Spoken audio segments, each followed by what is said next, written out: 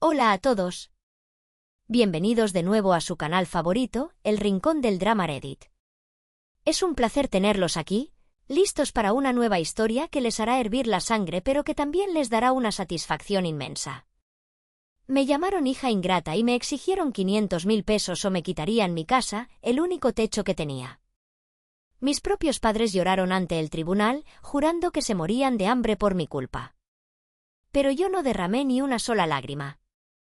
En su lugar, saqué un viejo cuaderno de contabilidad, con las hojas amarillentas y olor a canela, que mi abuela me dejó antes de morir. Ellos pensaban que era basura vieja, pero no sabían que ese cuaderno contenía 15 años de secretos que cambiarían sus vidas para siempre. ¿Están listos para ver cómo se derrumba una mentira? Vamos allá. El aire dentro del juzgado de lo familiar en la Ciudad de México tenía un olor particular. No olía a justicia. Olía a sudor rancio, a pino barato de los productos de limpieza y, sobre todo, a desesperación. Era un olor que se te pegaba en la ropa y en la piel, como una segunda capa de suciedad que no podías lavarte. Yo estaba sentada en la banca de madera dura, con las manos entrelazadas sobre mi regazo. Mis manos. Las miré por un segundo. No eran manos de señorita. Eran manos de trabajo. Tenían quemaduras pequeñas salpicadas por el aceite caliente, callos en las palmas de cargar cajas de verduras y las uñas cortas, siempre limpias, pero sin pintar. Manos de cocinera. Manos de alguien que se ha ganado cada centavo que tiene. Es una desgracia, su señoría. El grito de mi padre, Melchor, resonó en la pequeña sala, rompiendo mi concentración. Alcé la vista. Allí estaba él, parado frente al estrado. Para la ocasión, había decidido usar su traje gris de boda, ese que compró hace 20 años y que ahora le quedaba 2 tallas más grande. Se veía frágil, encogido, patético. Era una actuación digna de un premio de telenovela. Le temblaban las manos mientras sostenía un pañuelo arrugado. Mi esposa y yo, continuó, con la voz quebrada, esa voz que usaba cuando quería pedir prestado dinero a los vecinos, le dimos todo. Le dimos la vida, le dimos techo, le dimos amor. Y ahora que somos viejos, ahora que las enfermedades nos comen los huesos, ella nos escupe en la cara. A su lado, sentada en la banca de los demandantes, estaba mi madre, Imelda. Llevaba un rebozo negro sobre los hombros, aunque afuera estábamos a 28 grados. Sollozaba en silencio, secándose lágrimas invisibles con una teatralidad que me revolvió el estómago. Y junto a ella, como siempre, estaba Yadira. Mi hermana menor. La niña de oro. Incluso aquí, en un tribunal donde supuestamente estábamos discutiendo la miseria de la familia, Yadira brillaba. Llevaba unas gafas de sol oscuras puestas sobre la cabeza como una diadema, y su cabello estaba perfectamente alaciado. Mientras mi padre hablaba de hambre y enfermedad, yo vi cómo Yadira revisaba discretamente su teléfono celular, con sus uñas largas, esculpidas en acrílico rojo fuego, brillando bajo la luz fluorescente. Esas uñas costaban más de lo que yo gastaba en el mercado para una semana de comida en mi cocina económica. Señor Melchor, interrumpió el juez, un hombre con cara de pocos amigos y ojeras profundas, por favor, limítese a los hechos. ¿Cuál es su petición exacta?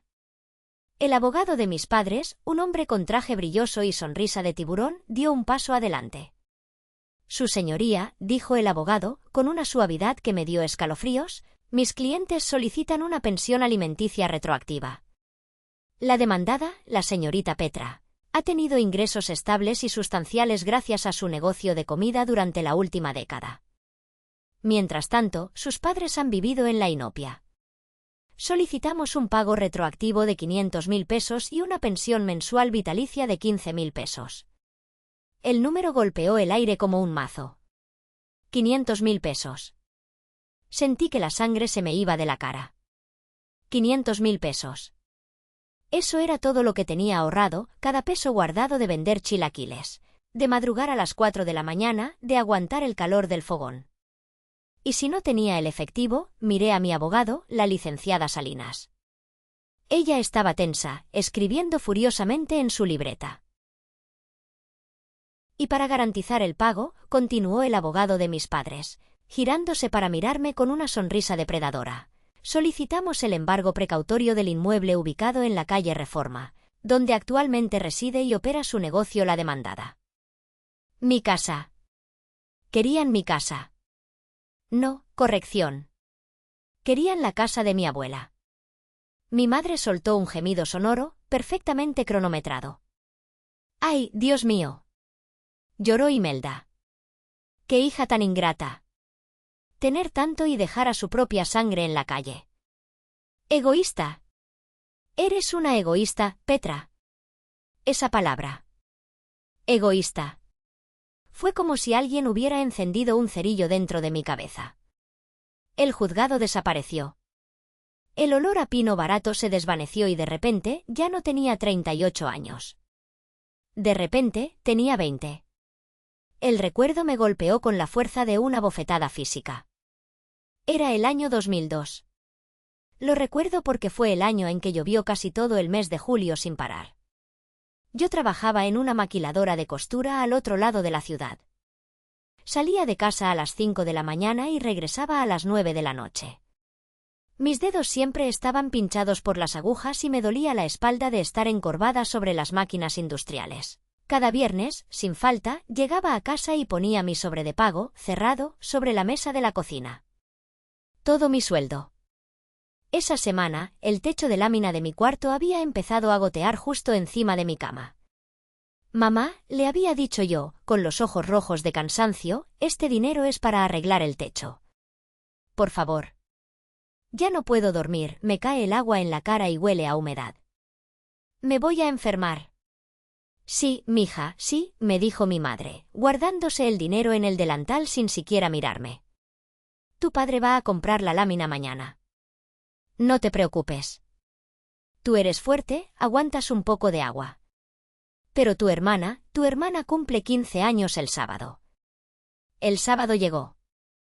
Yo regresé del trabajo, empapada por la tormenta, esperando ver las láminas nuevas o al menos un parche en el techo. Pero cuando entré a la sala, me quedé paralizada. La casa estaba transformada. Había globos rosas y plateados por todas partes. Había mesas con manteles de satén alquilados. Había un pastel de 3 pisos que se veía más grande que mi futuro. Y en medio de todo eso, estaba Yadira. Tenía 15 años y se veía como una princesa. Llevaba un vestido color coral, ampón, lleno de pedrería brillante. Ese vestido costaba, lo supe al instante, más de lo que yo ganaba en 4 meses. Mi padre, Melchor, estaba sirviendo tequila a los vecinos, riendo a carcajadas. Mi madre estaba ajustando la tiara en el cabello de Yadira. ¿Y el techo?, pregunté. Mi voz salió pequeña, ahogada por la música de cumbia que retumbaba en las bocinas. Nadie me oyó. O nadie quiso oírme. Me acerqué a mi madre. Estaba mojada, con mi uniforme de la maquiladora oliendo a sudor y a lluvia sucia. Mamá, dije más fuerte. El dinero. Las láminas. Prometiste que arreglarían mi cuarto. Mi madre se giró. Su sonrisa se borró al verme. Me miró como si yo fuera una mancha de grasa en su mantel nuevo.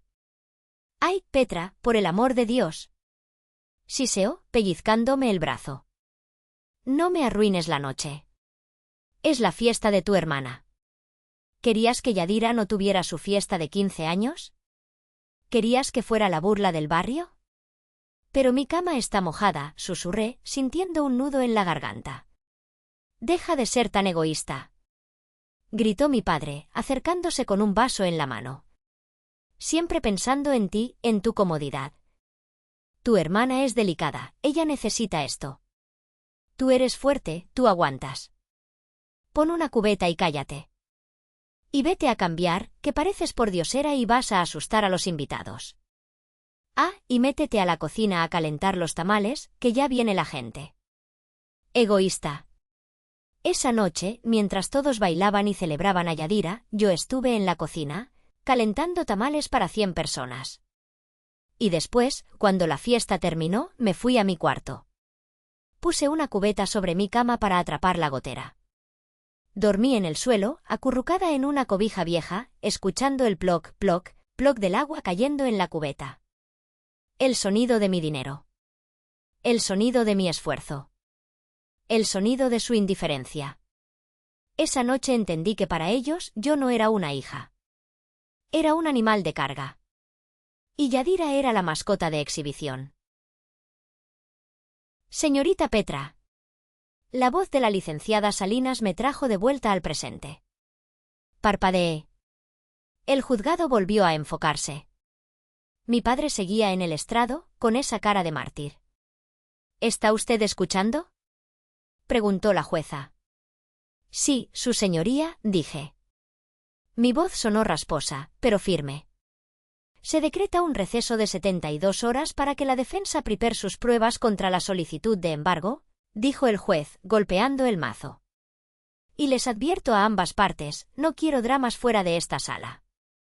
Salimos del juzgado en silencio. Pero apenas cruzamos las puertas de cristal hacia la calle, la máscara de mis padres se cayó. Yadira se acercó a mí. Ya no se veía tan aburrida. Se veía ansiosa. Oye, Petra, dijo, intentando sonar dulce, pero con ese tono condescendiente de siempre.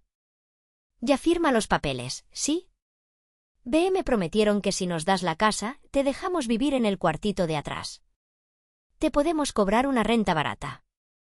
La miré. Realmente la miré. 32 años.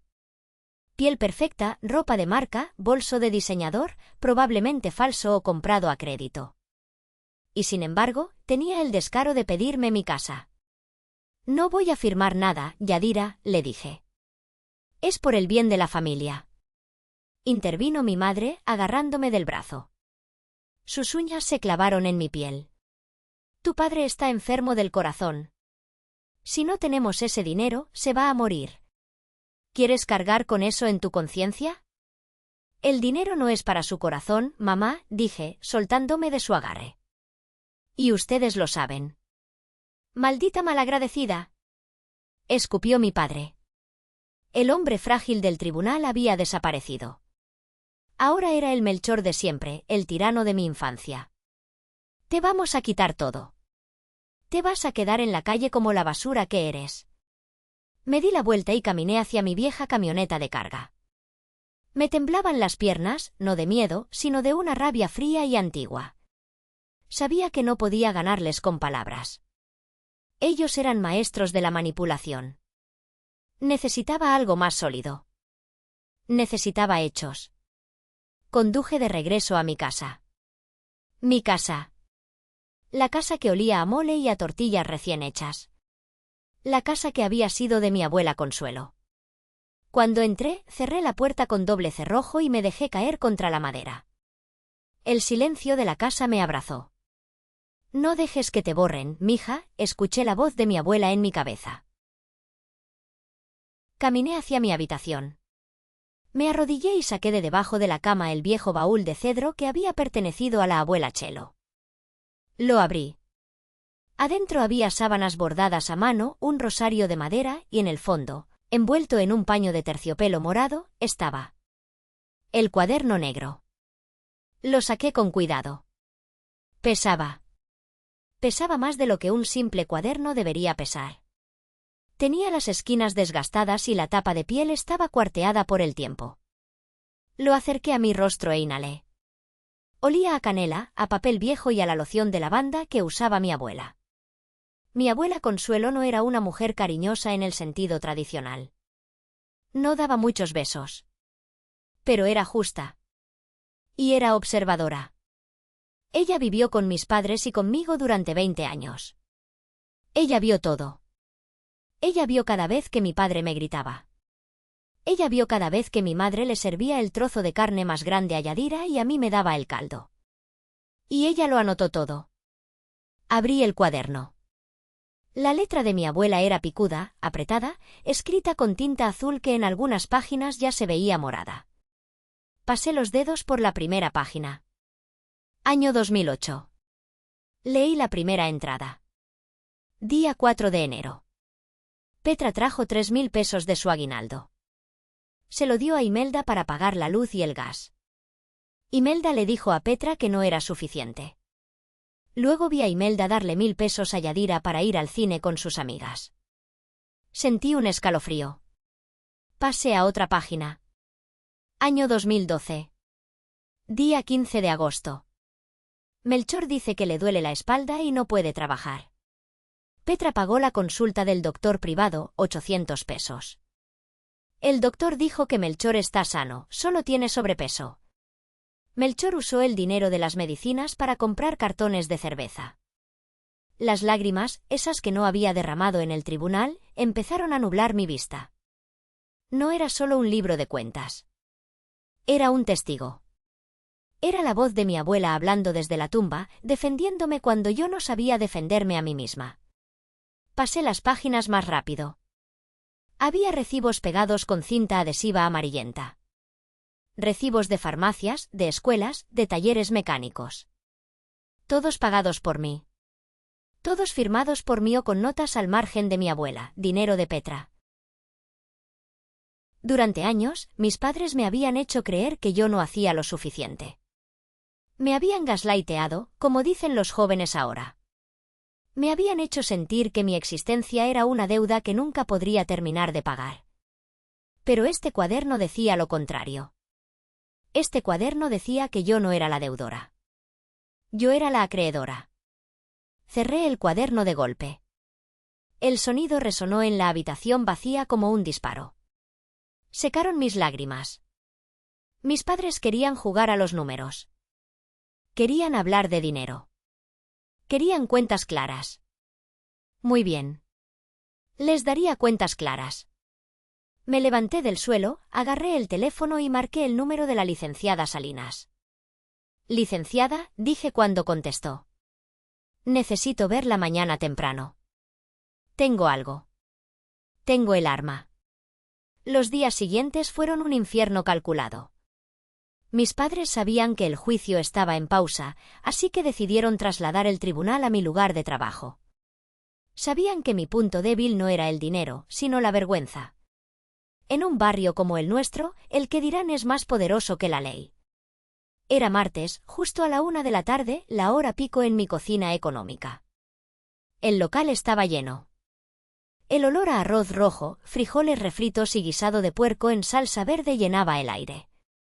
El ruido de los cubiertos contra los platos y las pláticas de los obreros y oficinistas creaban un zumbido reconfortante. Yo estaba detrás del mostrador, sirviendo órdenes rápidas, sudando, pero en mi elemento. Entonces, la puerta se abrió de golpe. Entró mi madre, Imelda. Pero no venía sola. Venía con 2 de sus hermanas, mis tías chismosas, y con una vecina anciana que era conocida por ser la radio del barrio. Mi madre se paró en medio del local. Llevaba la misma ropa negra de luto que usó en el tribunal. Se hizo un silencio incómodo. Algunos clientes dejaron de comer. «¡Mírenla!», gritó mi madre, señalándome con un dedo tembloroso. «Ahí está. La gran empresaria. Sirviendo comida a extraños mientras sus propios padres no tienen ni para un bolillo duro». Sentí que la cara me ardía. Mis empleados, 2 chicas jóvenes que me ayudaban, se quedaron paralizadas. «Mamá, por favor», dije, tratando de mantener la voz baja. «Estamos trabajando. Si quieres hablar, espérame afuera o en la casa. No hagas esto aquí».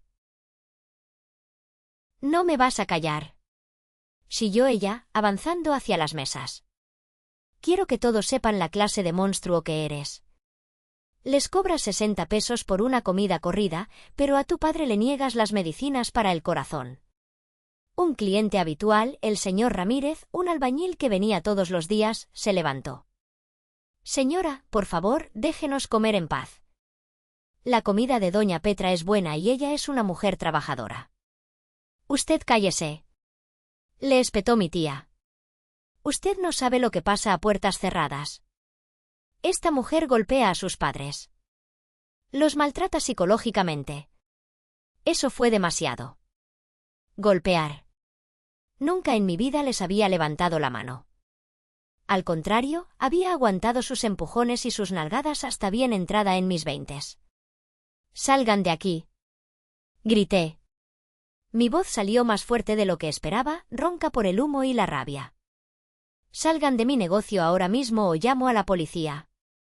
Llama a quien quieras, dijo mi madre, tirándose al suelo en un ataque de llanto fingido. Que venga la policía y vea cómo echas a tu madre a la calle. ¡Ay, mi corazón! Me va a dar algo. Fue un espectáculo grotesco. Algunos clientes se levantaron y se fueron sin terminar, dejando el dinero en la mesa, incómodos. Otros sacaron sus celulares y empezaron a grabar. Eso era lo que ella quería. Quería viralizarme como la hija maldita. Finalmente, mis tías levantaron a mi madre y se la llevaron, lanzando maldiciones. «Esto no se queda así, Petra», me gritó mi tía desde la puerta. «Dios te va a castigar». Cuando se fueron, el silencio en el local era pesado. Me temblaban las manos tanto que no podía sostener el cucharón. «Petra, ve a la oficina», me dijo una de mis empleadas, con lástima en los ojos. «Nosotras nos encargamos». Me encerré en la pequeña bodega que usaba como oficina. Me senté sobre un costal de arroz y respiré hondo, tratando de no llorar. No les daría el gusto. Pero algo no cuadraba. La desesperación de mi madre. La actuación era demasiado intensa, demasiado urgente. Ellos siempre habían sido dramáticos, pero esto olía a miedo. ¿Por qué ahora? ¿Por qué tanta urgencia por 500.000 pesos? Si fuera solo para vivir, podrían haberme pedido 5.000 o 10.000. Pero 500.000, de golpe y con una demanda de embargo. Necesitaban una suma grande. Y la necesitaban ya. Recordé algo. La semana pasada, antes de que llegara la demanda, fui a casa de mis padres a dejarles una olla de pozole. Porque, a pesar de todo, soy estúpida y sigo llevándoles comida. Nadie abrió la puerta, así que dejé la olla en el patio trasero. Al salir, vi que el bote de basura estaba desbordado. El viento había tirado algunos papeles. Por costumbre, los recogí para volver a meterlos. Había visto un estado de cuenta. En ese momento no le di importancia, pero ahora. Mi mente de comerciante, acostumbrada a cuadrar inventarios y detectar fugas de dinero, empezó a trabajar. Esa noche hice algo de lo que no estoy orgullosa, pero que era necesario. Esperé a que oscureciera. Me puse una sudadera con capucha y fui a la casa de mis padres. El camión de la basura pasaba los miércoles por la mañana. Hoy era martes por la noche. Las bolsas negras estaban afuera. Con el corazón latiéndome en la garganta, cargué 2 bolsas de basura y las metí en la cajuela de mi camioneta. Me sentí como una criminal robando su propia historia. Llevé las bolsas a mi casa. Extendí un plástico en el suelo de la sala y vacié el contenido. Era asqueroso. Restos de comida, pañales de no sé quién, envases de refresco. Pero ahí estaban. Los papeles. Empecé a separar la basura del papel. Y lo que encontré me dejó helada. No había recetas médicas. No había facturas de farmacia. Había cartas. Cartas con logotipos rojos y agresivos. Aviso de embargo extrajudicial. Último aviso antes de acción legal. Bufet jurídico cobranza agresiva. Tomé una de las cartas. Estaba dirigida a Yadira. Estimada señorita Yadira Meléndez. Su deuda con la tarjeta de crédito Platinum asciende a 180.000 pesos. Intereses moratorios acumulados. Tomé otra. De una financiera de préstamos rápidos, esas que cobran intereses del 300% anual. Préstamo personal vencido, 70.000 pesos. Otra más. De una tienda departamental de lujo. Saldo vencido por compra de artículos de electrónica y moda, 95.000 pesos. Sumé las cantidades con una calculadora, mis dedos manchados de basura moviéndose rápido. 180, más 70, más 95, más otros préstamos pequeños de aplicaciones en el celular. El total era aterrador, 430.000 pesos. Ahí estaba. No tenían hambre.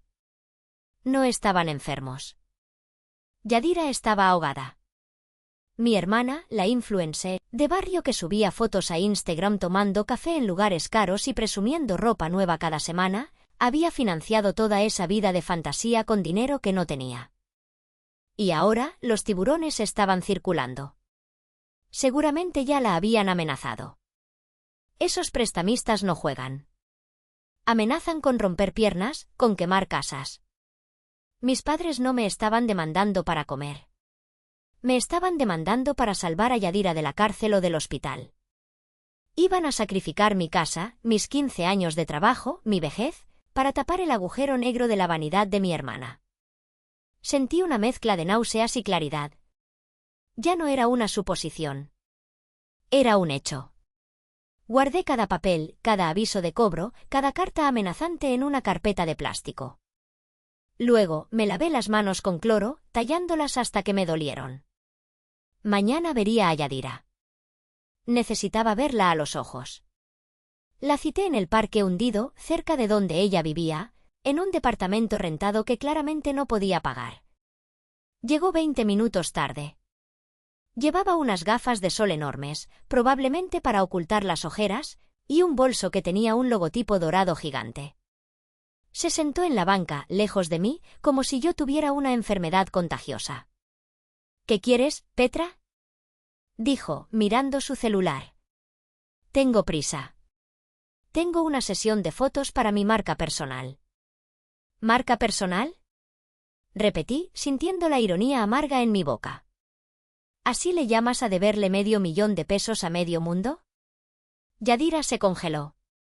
Bajó el celular lentamente. No sé de qué hablas. Sé lo de las tarjetas, Yadira. Sé lo de los préstamos en las apps. Sé que Coppel te está buscando hasta por debajo de las piedras. Encontré las cartas en la basura de mamá. Ella se quitó las gafas. Sus ojos, normalmente altivos, tenían un destello de pánico puro. Pero Yadira era Yadira. Su mecanismo de defensa siempre fue el ataque. ¿Estuviste escarbando en nuestra basura? ¡Qué asco, Petra! Eres una enferma. La enferma eres tú, dije, manteniendo la calma. Vives una mentira. Y ahora quieres que yo pague por ella. Esa demanda de alimentos es para pagar tus deudas, ¿verdad? Yadira soltó una risa nerviosa, aguda. Mira, hermanita. El dinero es dinero. ¿Qué más da para que sea? El punto es que tú tienes y nosotros no. Tú tienes esa casa vieja que se está cayendo a pedazos, pero que vale algo. BM y yo decidimos que es mejor usar ese activo para resolver un problema de liquidez familiar. ¿Liquidez familiar? Sentí que me subía la presión. Es tu deuda. Son tus bolsas, tus viajes, tus fiestas. ¿Por qué tengo que perder yo mi casa, mi negocio, para pagar tus lujos? Yadira se puso de pie, alisándose la falda imaginaria. Me miró con una frialdad que me heló la sangre. Porque ese es el orden natural de las cosas, Petra. Mírate. Hizo un gesto con la mano, señalándome de pies a cabeza. Yo llevaba mis jeans de trabajo, mis tenis cómodos, una camiseta simple. Tú eres la mula de carga. Naciste para trabajar. No tienes hijos, no tienes marido, no tienes vida social. Tu única función es proveer. Yo, se tocó el pecho, con esa arrogancia infinita, yo soy diferente.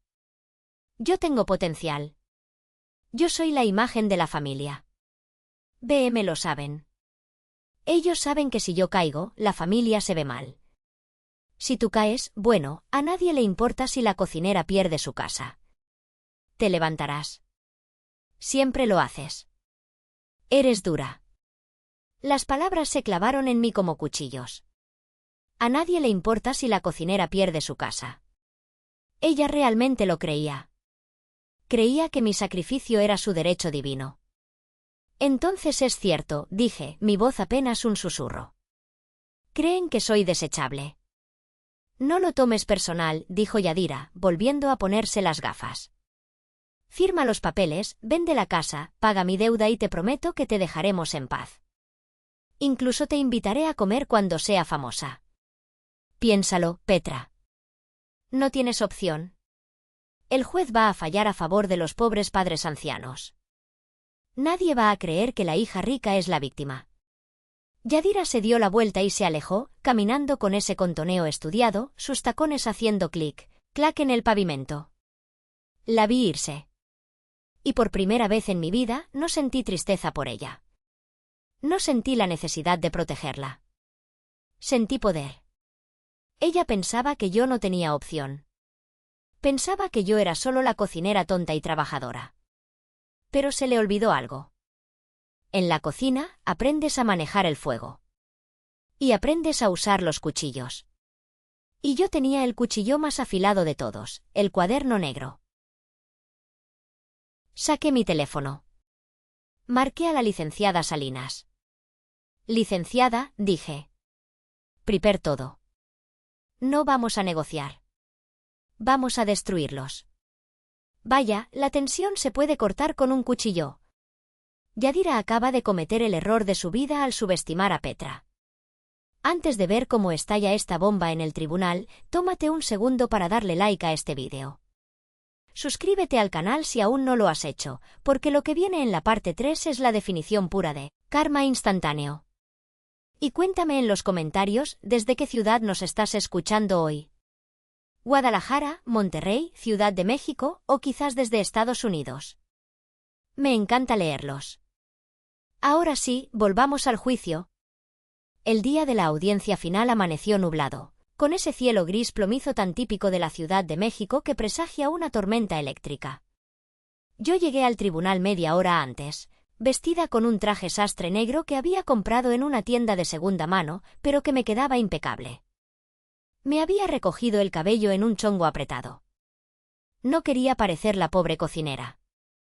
Hoy quería parecer lo que realmente era, la dueña de mi destino. Cuando entré a la sala, mis padres ya estaban ahí. La transformación era asombrosa. Mi padre, Melchor, estaba encorvado en su silla, tosiendo cada vez que el juez miraba en su dirección. Mi madre, Imelda, sostenía un rosario y murmuraba oraciones lo suficientemente alto para ser escuchada. Y Yadira. Yadira estaba inusualmente callada. Se había quitado las uñas de acrílico rojo. Llevaba ropa modesta, sin marcas visibles. Estaban jugando la carta de la humildad al máximo. El juez, el licenciado Vargas, entró y golpeó el mazo.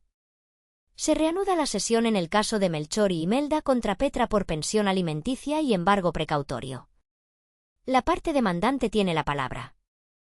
El abogado de mis padres se puso de pie, alisándose la corbata. Su señoría, dijo con voz grave, hemos establecido que mis clientes viven en la indigencia. El señor Melchor requiere medicamentos cardíacos que cuestan 3.000 pesos mensuales. La señora Imelda necesita terapia física. Mientras tanto, su hija, la demandada, disfruta de las ganancias de un negocio próspero, un negocio que, debo añadir, se construyó sobre los cimientos de la casa familiar. Es una cuestión de justicia básica. Los hijos deben honrar a sus padres. El juez asintió, tomando notas. Miró a mi padre. Señor Melchor, ¿afirma usted bajo protesta de decir verdad que su hija no ha contribuido económicamente a su sustento en los últimos años? Mi padre se levantó, temblando. Así es, su señoría. Ni un peso. Desde que se adueñó de la casa de mi difunta madre, nos ha cerrado la puerta. Hemos tenido que pedir limosna a los vecinos. Sentí la mirada de la licenciada Salinas a mi lado. Ella no se inmutó. Simplemente se puso de pie, cargando el viejo cuaderno negro de mi abuela como si fuera una Biblia. Su señoría, dijo Salinas, con una voz clara y cortante, la defensa solicita permiso para presentar una prueba documental que refuta categóricamente el testimonio del demandante. El abogado de mis padres se burló. ¿Qué es eso?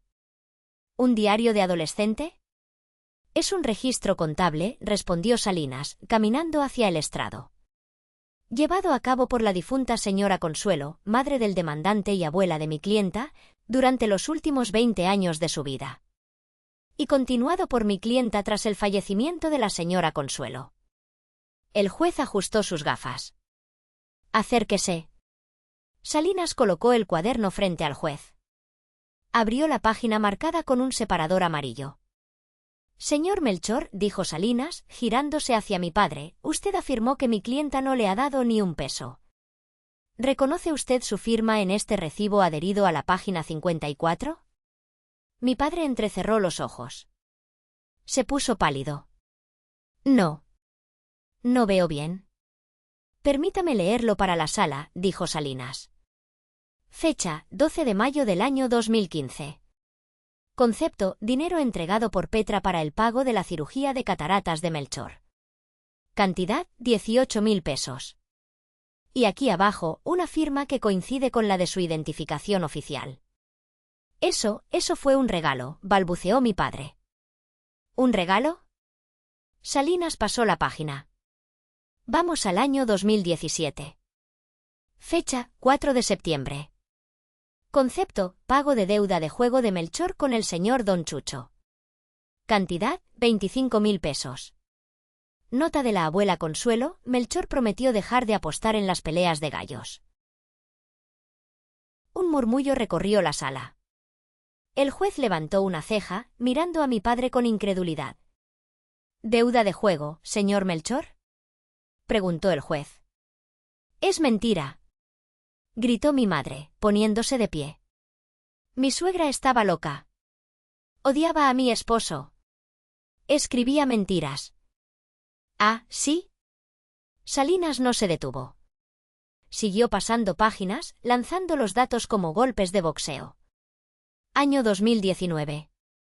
Mes de enero. Concepto, matrícula universitaria de Yadira en la Universidad Privada del Valle. Cantidad, 32.000 pesos. Mes de marzo del mismo año. Concepto, segunda colegiatura de Yadira. Cantidad, 12.000 pesos. Mes de abril. Nota de Petra, Yadira dejó la carrera porque dijo que era muy temprano para levantarse. El dinero no fue reembolsado. Yadira se encogió en su asiento, cubriéndose la cara con el cabello. Su señoría, continuó Salinas, elevando el tono, hemos sumado cada entrada en este cuaderno, respaldada por recibos bancarios, facturas y firmas de recibido.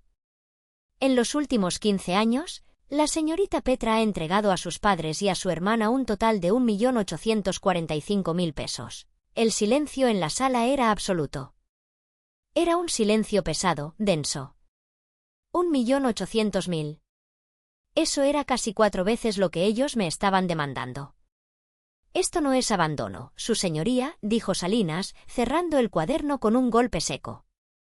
Esto es una manutención inversa. Mi clienta ha sido el sostén económico de esta familia durante 1 década y media. Si alguien debe dinero aquí, son ellos a ella. El juez miró a mis padres.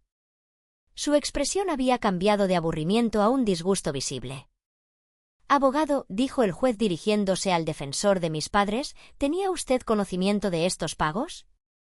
El abogado de mis padres estaba sudando.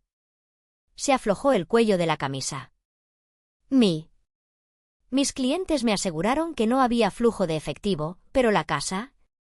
Gritó mi madre de repente, desesperada, viendo que el barco se hundía. El dinero ya se gastó. Lo comimos. Pero la casa donde ella vive es de la abuela. Es herencia. Nos pertenece por derecho de sangre. Tiene que venderla para darnos nuestra parte. Ahí estaba. El último clavo. Yo me puse de pie. Mis piernas ya no temblaban. Licenciada, dije suavemente. Salinas asintió y sacó un sobremanila del maletín. Su señoría, respecto al inmueble en disputa. La parte demandante alega que la propiedad es parte del acervo hereditario y, por tanto, sujeta a división o embargo. Así es, dijo el abogado de mis padres, tratando de recuperar terreno. La señora Consuelo murió intestada. La propiedad pasa a su hijo único, el señor Melchor. Incorrecto, dijo Salinas. Sacó un documento con sellos oficiales y una cinta roja. La señora Consuelo no murió siendo dueña de esa casa. Mi padre abrió los ojos desmesuradamente. ¿Qué? 5 años antes de su muerte, explicó Salinas, entregando el documento al juez. La señora Consuelo celebró un contrato de compraventa ante notario público. Vendió la propiedad a la señorita Petra. «¡Imposible!», gritó mi padre. «Petra no tenía dinero para comprar una casa». «Claro que lo tenía», dijo Salinas. «Porque ella trabajaba 14 horas diarias. Aquí está el historial de transferencias. Petra le pagó a su abuela 5.000 pesos mensuales durante 10 años. Fue una venta a plazos. Totalmente legal. Totalmente pagada. Y curiosamente, la señora Consuelo usó ese dinero para pagar sus propios tratamientos contra el cáncer, porque su hijo Melchor se negó a ayudarla». El juez leyó el documento. Revisó los sellos. Asintió lentamente. «El documento es legítimo. La propiedad está a nombre de Petra. No es herencia. Es propiedad privada adquirida legalmente. No hay nada que embargar». Mi madre se desplomó en la banca. No era actuación esta vez. Era el colapso real de alguien que ve cómo su plan maestro se desintegra en el aire. «No», gimió ella. «No puede ser. Yadira». Y entonces, sucedió. La presión fue demasiada. El juez estaba a punto de hablar, pero mi padre, en un ataque de pánico puro, se giró hacia Yadira y la agarró del brazo violentamente. «Tú dijiste que el abogado lo arreglaría», le gritó mi padre, olvidando dónde estaba. «Tú dijiste que le quitaríamos la casa y pagaríamos a los de Copel. ¿Ahora qué hacemos? Van a venir por nosotros. Esos tipos no perdonan». La sala se congeló. El juez alzó la vista, con los ojos entrecerrados como un águila que acaba de ver un ratón. «¿Perdón?», dijo el juez, con una voz peligrosamente suave. «¿A quién le tienen que pagar?». Mi padre se tapó la boca, dándose cuenta de su error. Pero ya era tarde. «Señor Melchor», dijo el juez, «acaba usted de admitir que el propósito de esta demanda de alimentos no es su subsistencia, sino el pago de una deuda externa». Nadie respondió. Yo me levanté. Era mi turno. Caminé hasta el centro de la sala. Miré a Yadira. Ella estaba temblando, llorando en silencio, con el rímel barato corriéndose por sus mejillas. «Su señoría», dije. Mi voz resonó fuerte. En la basura de mis padres encontré esto. Saqué la carpeta de plástico con las cartas de cobro. Son avisos de embargo y amenazas de cobro extrajudicial dirigidos a Yadira Meléndez. Deudas por tarjetas de crédito, préstamos de aplicaciones y financieras abusivas.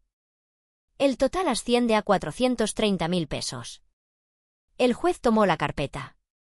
Hojeó las cartas rojas y negras.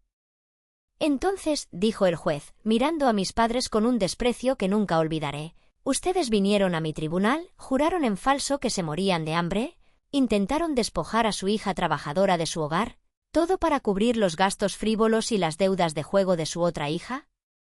Ella es delicada, sollozó mi madre, intentando usar su vieja excusa. Yadira no sabe trabajar, ella se equivocó, solo queríamos ayudarla destruyendo a la otra. Interrumpió el juez. Golpeó el mazo con una fuerza que nos hizo saltar a todos. Suficiente. El juez Vargas se puso de pie. Parecía medir 3 metros de altura. He visto muchas cosas en este juzgado. He visto familias pelear por miserias. Pero rara vez he visto un caso de parasitismo tan descarado y malicioso como este. Miró a mi abogado. La demanda se desecha en su totalidad. No hay lugar a pensión alimenticia, ni retroactiva ni futura. Queda probado que la demandada ha cumplido con creces cualquier obligación moral o legal. Luego miró a mis padres. Señores, lo que han hecho hoy se llama fraude procesal y falsedad de declaraciones ante una autoridad judicial. Voy a remitir las actas de esta audiencia al Ministerio Público. Si la señorita Petra decide presentar cargos penales, tienen muchas posibilidades de pasar sus últimos años en la cárcel. Mi madre soltó un alarido. Yadira se cubrió la cabeza con las manos. Y en cuanto a usted, jovencita, le dijo el juez a Yadira. Le sugiero que consiga un empleo. Uno real. Porque este tribunal no va a financiar sus bolsos de marca. Se levanta la sesión, dijo el juez. Y que Dios los perdone, porque la ley no lo hará. El golpe final del mazo sonó como música para mis oídos. No era música de fiesta. Era la música de cadenas rompiéndose. Me di la vuelta y caminé hacia la salida. No miré atrás. Había ganado. Pero más importante que eso, me había liberado. Salir del tribunal fue como salir de una cueva submarina. La luz del sol en la calle me lastimó los ojos, pero el aire se sentía fresco, limpio. El tráfico de la ciudad rugía, los vendedores ambulantes gritaban tacos de canasta, tacos, y la vida seguía su curso. Pero para mí, todo había cambiado. Petra. La voz me detuvo antes de llegar a mi camioneta. No era el grito autoritario de antes. Era un gemido lastimero. Me giré. Ahí estaban los tres. El equipo maravilla. Mi padre se había aflojado la corbata.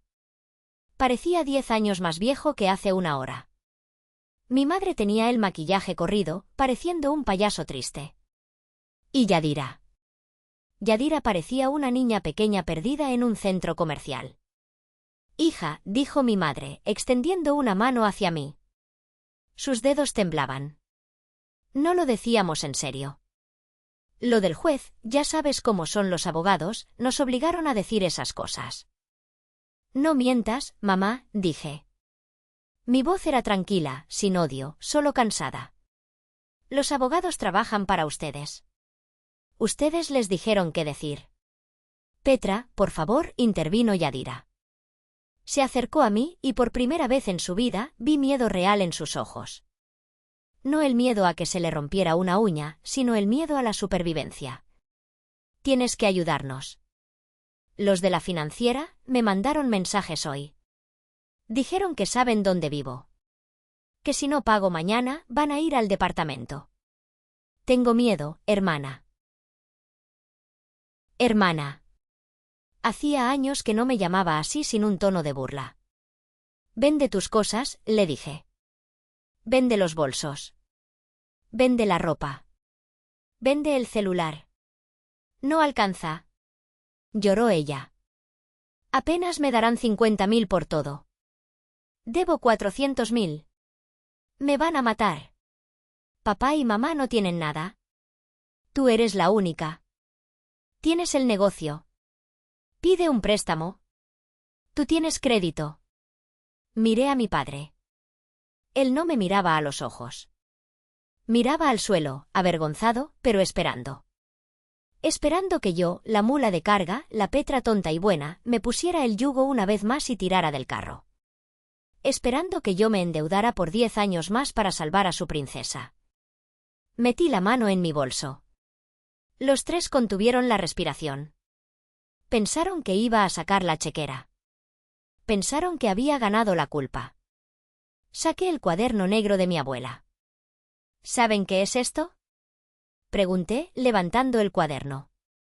El libro de cuentas de tu abuela, dijo mi madre con desdén. No, dije. Es el precio de mi libertad. Aquí dice que ya pagué. Pagué por el cariño que nunca me dieron. Pagué por la protección que nunca tuve. Pagué por el techo que yo misma mantuve. Arrancé una hoja en blanco del final del cuaderno. Saqué una pluma y escribí rápidamente.